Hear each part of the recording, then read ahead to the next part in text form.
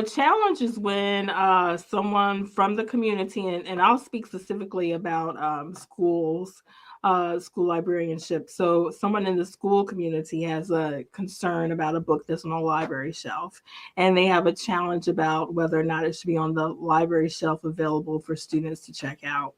And a book ban is where a book is banned. It's and they state or yeah, they state that no one is able to check out the book or have access to the book. So the challenge is the process towards a book ban. The one thing to keep in mind is that when there's a book ban where they don't go through a procedure or the process of looking at the book and looking at the merits and what the concerns are and then making a decision with the school community involved, that's where you have the issues. So, have I had experience working with different groups here in Maryland? We've had, especially, and I'll say in the past few years, we had some issues with attempts of banning books. And the big thing about the community, the library community here in Maryland, we work together.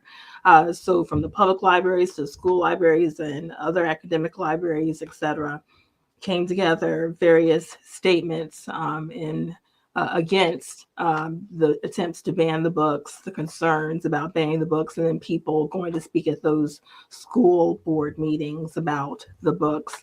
And then, luckily, in the majority of the cases, we had school systems that had to, number one, follow the procedures that they had, and they weren't able to just pull the books from the shelves and put them in a closet away from students. And then also made sure that students, parents, and other community members knew about the issue so that they could talk about it, because those members of the community um, had a lot of importance in the discussion. And then when we could, from the different organizations I've been part of, we will go there to support them in their efforts.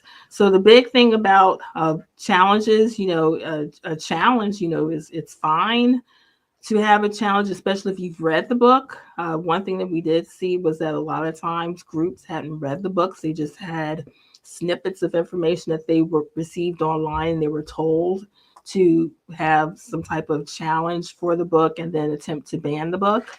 But the big thing is just to make sure that the school systems also have those procedures set in place so that they can determine if the book has been read by the person that's concerned, look at the merits of the book, see if it's appropriate for that school level or that school system, the awards, et cetera, and then make their decisions from there. But banning books is something that we all, not just librarians, but everyone should get involved in trying to make sure that that doesn't happen, because we don't want to just ban a book and say that no one can read it. That becomes a big problem.